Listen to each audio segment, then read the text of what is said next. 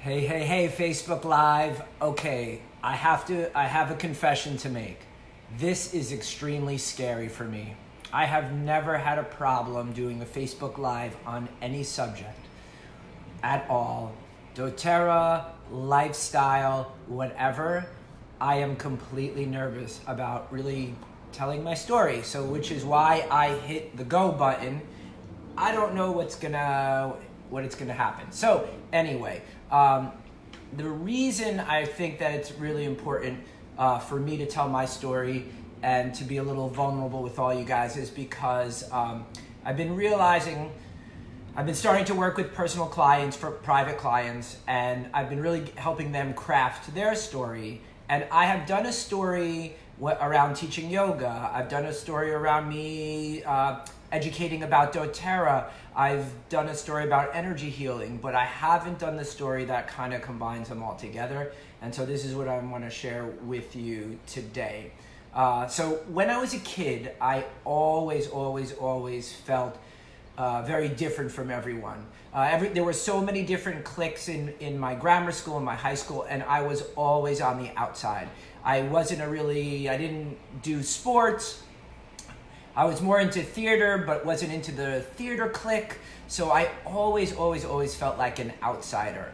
And then on top of that, like everybody had plans for me, that you had to go to school at a certain time, you had to graduate at a certain time, you had to go for a PhD, you had to get married at a certain time, have children at a certain time.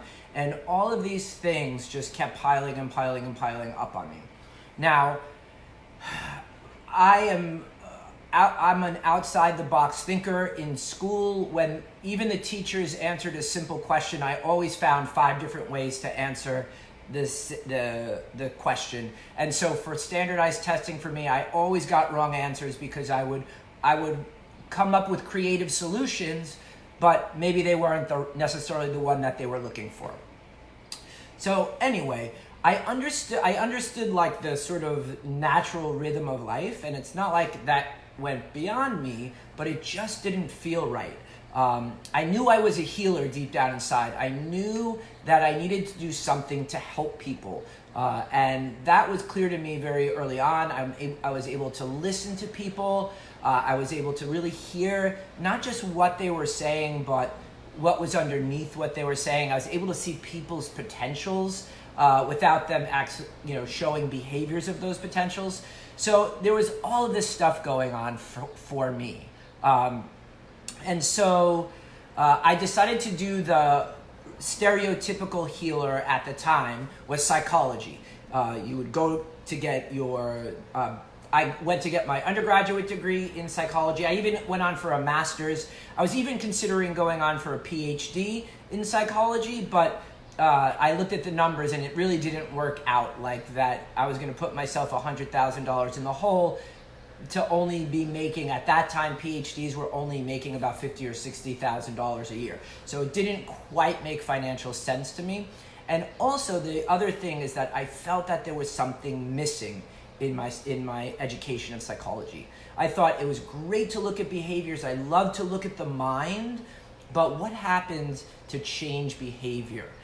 And so that's what brought me into yoga, because I noticed that when I did physical practice, when I worked with my body, I had a shift in my mind. I had a shift in my behavior. I had a shift in my emotions. So from psychology, I took the step into yoga. And then also I realized that there was something deeper, that there was something underneath even the physical body that just was unexplainable. And so I studied energy healing. And so then I took the next step into energy healing. The modality that I practice is called polarity therapy, which is just like a light fixture.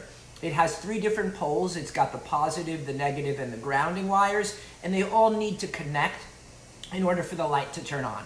So that's kind of what happens. It follows the energy principles of yoga, or at least the way I practice it follows the energy principles of yoga, because there are many different energy theories out there, but I keep it all consistent. It's a really remarkable practice in and of itself, and it kind of brings you just a little bit deeper than both psychology and yoga alone can do. And then something happened that really changed, like blew the doors off, changed my life. So on June 29th, 1998, I got a phone call that my sister Lauren died in a car accident. So that just completely threw me for a loop. Her death really forced me to look inwards and look at, I've been following the path of everybody else. When am I going to follow the path of my own? When am I going to follow my own wants and desires? And that made me realize that life is short. Nobody knows when your last moment is. So you have to live every moment like it's your last. So that's when I made the decision to throw everybody else's plans out the window and really go for it. I started teaching yoga a little bit more full time while I kept a part-time job for health benefits. And then, so I was teaching yoga. I've been teaching yoga for probably about 15 years now. I started practicing polarity. When I started teaching yoga, that sort of fell away, but is now back in my practice. Really love it. Let me just see.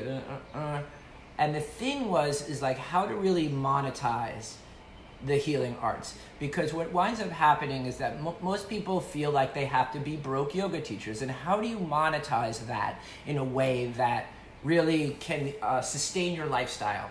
We all have to look at expenses, we all have to look at income, and we have to make sure that we are that we're making more than we're spending. Obviously, we have to be financially prudent, but how do we live a life that fits what we want, and how do you find your path that is only yours? Nobody can tell you whose path you are to follow. It's just yours alone. So about a year ago, I took my basement and I converted it into a place for private yoga, polarity, and just energy healing all together. And so I've been starting to taking on private clients, and I've noticed that my path as a healer is really starting to shine through and is really becoming really pretty powerful in my life. So I see a lot of different growth in my clients too. So I have one woman who it works for herself and is now in the process of purchasing her own home, which is something that she wanted. I have a woman who, and this is going to sound bizarre, who knew her marriage was over, but didn't have the strength and the power and the resources to get her divorce going. She just got her divorce papers and she's ready to move forward with her path. I have another woman who is a health coach, and she wants to she's making the transition from a full-time job to health coaching jobs. So whether it's relationship, whether it's emotional, I've been doing a lot of work also with grief and essential oils and yoga and energy healing and breathing and all of those kinds of things. So whether it's physical, whether it's emotional, whether it's mental, it's really important that you find your path. And so if you're still with me and you're still listening or you've been watching, give me a buzz if you're interested in me helping you find your own path that will work for you. I really am, that's my complete why, is to inspire and to encourage people to find their own path, to live a life that you absolutely love to live. And that may mean, that's not meaning quitting your job tomorrow. That could mean keeping a job and then doing things on the side, or finding a different way of doing what you love. Because when you work in your passion, everything else will fall into place.